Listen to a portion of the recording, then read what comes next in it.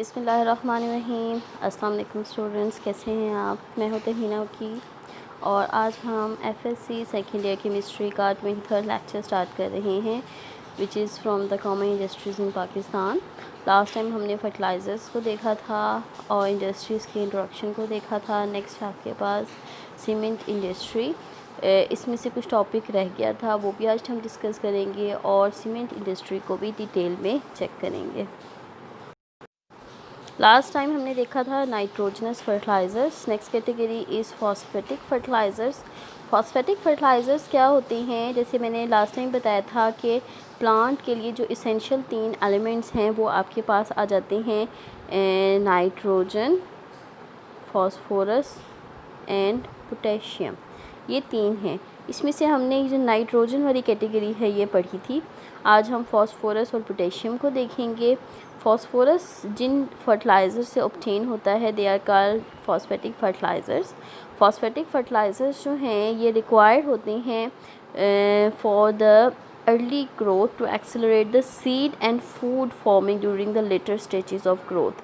मतलब nitrogen fertiliser ज़रूरी था लीफ और स्टेम की प्रोडक्शन के लिए, उनकी ग्रोथ के लिए, जबकि फॉस्फेटिक फर्टिलाइज़र्स जो हैं वो जब पौधा बन जाता है तो फिर पौधे पे जब सीड और फ्रूट फॉर्मेशन का स्टेप आता है, सेकेंडरी स्टेज उसे कहते हैं, उसमें ये इम्पॉर्टेंट होते हैं। इसमें नॉर्मली डिफरेंट कंपोजिशंस आती हैं जिसकी वजह से वो सॉल्युबल होते हैं। जो ज़्यादा इम्पॉर्टेंट फर्टिलाइज़र इस कैटेगरी में आपके पास हैं वो है सुपर फॉस्फेट, जिसे कि कैल्शियम सुपर फॉस्फेट भी कहा जाता है। इट इज़ ये इसका फॉर्मूला है। एंड ट्रिपल फॉस्फेट जिसे डाई अमोनियम फॉस्फेट भी कहा जाता है, it is ammonium hydrogen phosphate. इसे ट्रिपल फॉस्फेट क्यों कहा जाता है? Because along with phosphorus it's also provide nitrogen. तो फर्स्ट हम चेक करेंगे डाई अमोनियम फॉस्फेट को, जो कि ज़्यादा इंपॉर्टेंट है because it provide both the nutrients that is nitrogen and the phosphorus. अब इसको अगर हम देखें तो this compound is fairly high purity which is prepared by continuous process, जिसमें कि एनहाइड्रस अमोनिया गैस को प्योर फॉस्फोरिक एसिड के साथ, ये एक्चुअली क्या है, this one is a base और ये आपके पास क्या है, acid. This is actually acid base reaction between phosphoric acid and ammonia and it will produced ammonium hydrogen phosphate along with heat. Exothermic reaction है और एक्सोथर्मिक रिएक्शन में जो heat of reaction produced हो रहा है उसकी वजह से लिक्विड में से वाटर इवापोरेट हो जाएगा और पीछे आपके पास crystals of diammonium phosphates produced होंगे which were then centrifuge washed and dried. अब एट द एंड जो इसके नतीजे में आपके पास कंपोजिशन आएगी वो क्या होगी, 16% नाइट्रोजन, 48% P2O5 जो कि फॉस्फोरस प्रोवाइड करेगा।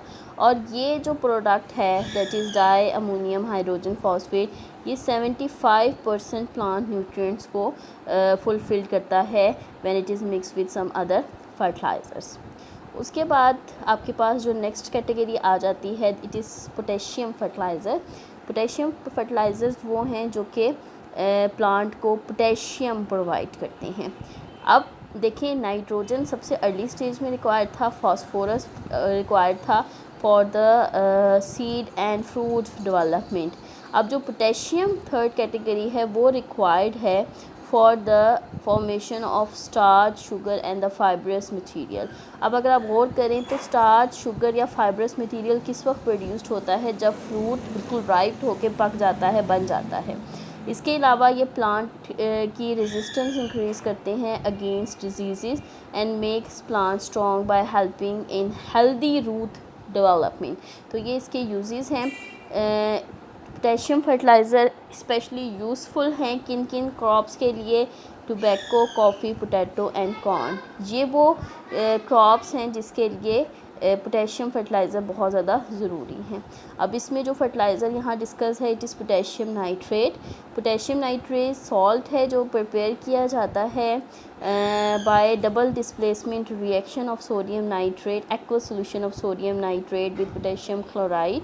अगर अब हम यहाँ पे देखें तो सोडियम नाइट्रेट हमें क्या प्रोवाइड कर रहा है, it provides sodium and nitrate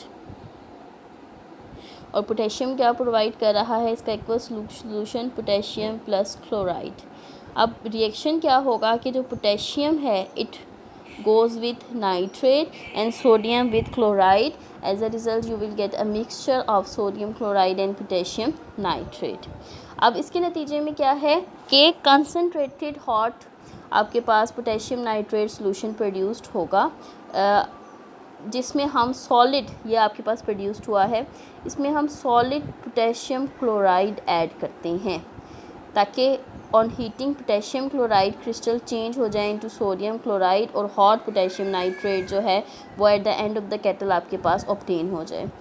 इससे जो हमारे पास अगेन जो पोटेशियम नाइट्रेट है ये भी हमें पोटेशियम के साथ साथ नाइट्रोजन भी प्रोवाइड करता है। इसमें जो हमारे पास कंपोजिशन आती है वो 13% नाइट्रोजन और 44% पोटेशियम की आती है।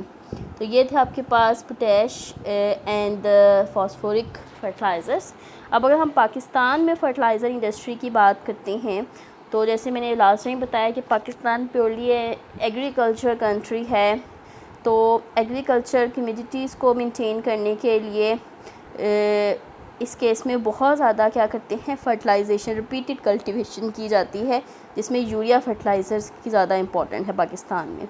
सो ओवर ग्रोइंग डिमांड को मीट करने के लिए ज़्यादा से ज़्यादा यूरिया प्रोड्यूस करने की ज़रूरत है और इसके लिए at present 14 fertiliser plants public और प्राइवेट सेक्टर में काम कर रहे हैं जो डिफरेंट टाइप ऑफ फर्टिलाइज़र्स को प्रिपेयर कर रहे हैं।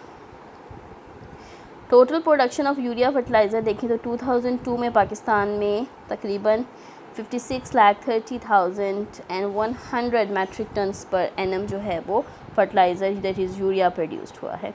तो this is all about fertilisers. जो आज का हमारा मेन एम्फेसिस है, मेन टॉपिक है, इट इज़ अबाउट सीमेंट। अच्छा, सीमेंट क्या है? आपने देखा है सीमेंट को अक्सर अपने घरों में इस्तेमाल होते हुए जब कंस्ट्रक्शन हो रही होती है तो बाइंडिंग मटेरियल के तौर पे ईंटों को जोड़ने के लिए सीमेंट और रेत का एक मसाला सा बनाया जाता है जो यूज़ होता है ताकि ईंटों के दरमियान उसको मजबूती मिल सके। तो अर्ली हिस्ट्री अगर हम देखें तो सीमेंट बहुत इंपॉर्टेंट बिल्डिंग मटेरियल है which was first introduced by English mason Joseph Aspdin. Mason क्या होता है? मिस्त्री। उसने क्या किया था, लाइमस्टोन और क्ले मतलब चूने का पत्थर और मिट्टी, उसको उसने मिक्स किया था पानी के साथ और फिर then allow to stand and then it hard to a stone like mass which resembles Portland rock. Portland rock क्या है? एक फेमस बिल्डिंग मटेरियल था इंग्लैंड में। तो उस तरह का एक मटेरियल प्रोड्यूस्ड हुआ जब इसने जोसेफ ने लाइमस्टोन और क्ले को मिक्स किया पानी के साथ और फिर उसको रहने दिया काफ़ी घंटों के लिए, दिनों के लिए, तो वो एक स्टोन लाइक मैस में कन्वर्ट हो गया। चूँकि ये पोर्टलैंड की तरह का मिक्सचर है इसलिए इसको पोर्टलैंड सीमेंट कहा जाता है। अब ये ऑब्टेन किससे होता है? Lime, silica, iron oxide and alumina, ये चार इसके कंपोनेंट्स हैं। क्या हैं? Calcium oxide, silicon dioxide, iron oxide and aluminium oxide. तो चार डिफरेंट ऑक्साइड्स आपके पास आते हैं जो कि यूज़ होते हैं for the production of cement. अगर हम प्रॉपर डेफिनेशन देखें सीमेंट की, so it is the material which is obtained by burning an intimate mixture of calcareous and argillaceous material. अब इसमें अगर हम गौर करें इसकी डेफिनेशन में तो कैल्केरियस मटीरियल है और आर्जिलेशियस मटीरियल है। कैल्केरियस मटीरियल वो होता है जो कि कैल्शियम ऑक्साइड जो कि लाइमस्टोन से ऑब्टेन होता है और आर्जिलेशियस मटीरियल वो होता है जो क्ले से आता है।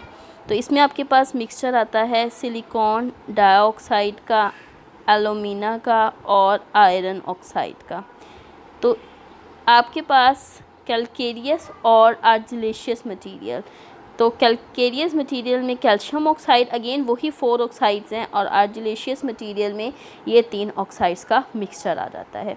इन सबको हम हीट करते हैं हाई टेम्परेचर पे, इन सबको मिक्सअप करते हैं और हीट करते हैं at high temperature to produce clinkers. Clinkers क्या होते हैं? ये मोटे मोटे मटर के दाने की तरह से होते हैं जिनको आगे फर्दर ग्राइंड किया जाता है to obtain a fine powder. अब इस केस में जो मेन कंपोनेंट्स हैं वो क्या हैं, लाइम, सिलिका एंड एलुमिना। अब इसके लिए अगर हम रॉ मटेरियल देखें तो दो तरह के मटेरियल हैं आपके पास, कैलकेरियस एंड आर्जिलेशियस। तो वही दो मटेरियल हैं। कैलकेरियस मटेरियल के लिए हम कोई भी सोर्स यूज़ कर सकते हैं जो हमें कैल्शियम ऑक्साइड प्रोवाइड करें। इसके लिए हम लाइमस्टोन भी ले सकते हैं, मार्बल भी ले सकते हैं, चॉक भी ले सकते हैं और मैरीन शेल्स भी ले सकते हैं। ये तमाम के तमाम मटेरियल कैलकेरियस मटेरियल्स हैं जो कैल्शियम ऑक्साइड प्रोवाइड करते हैं ऑन हीटिंग। उसके बाद आ जाता है आर्जिलेशियस मटेरियल। आर्जिलेशियस मटेरियल में क्ले आ जाता है, shale, slate, blast furnace, slag वगैरह, जो कि हमें एल्यूमिनेट्स और सिलिकेट्स प्रोवाइड करते हैं। इसके अलावा हम एक और कंपोनेंट ऐड करते हैं विच इज़ जिप्सम। जिप्सम क्या है, gypsum is calcium sulphate two water molecules, ठीक है। तो calcium sulphate two water molecule it is gypsum, जो कि at the end of the reaction add किया जाता है to increase its setting time. ये मैं आपको आगे जाके बताती हूँ कि क्या होता है। तो अगर हम इन रॉ मटेरियल्स की एवरेज कंपोजिशन का देखें तो जो हमें ये एवरेज कंपोजिशन डिफरेंट ऑक्साइड्स की प्रोवाइड करते हैं, उनकी परसेंटेज क्या है, या आपने ये जो एवरेज कंपोजिशन गिवन है तमाम के तमाम इसकी, इनको एज इट इज़ याद करना है क्योंकि ये पेपर में आ जाती होती है MCQs। इसके अलावा डेफिनेशन ऑफ पोर्टलैंड सीमेंट ये भी इंपॉर्टेंट है, उसको भी आपने याद करना है कि क्या डेफिनेशन है, what are the raw materials, what are the raw material of cement, what is the composition of the Portland cement. अब इसमें 62% है लाइम, 22% है सिलिका, 7.5% है एलुमिना। तो मेजर ये तीन हैं, calcium oxide, silicon oxide and alumina. इसके अलावा magnesium oxide 2.5, iron oxide 2.5, sulphur trioxide 1.5, sodium oxide 1% and potassium oxide 1%।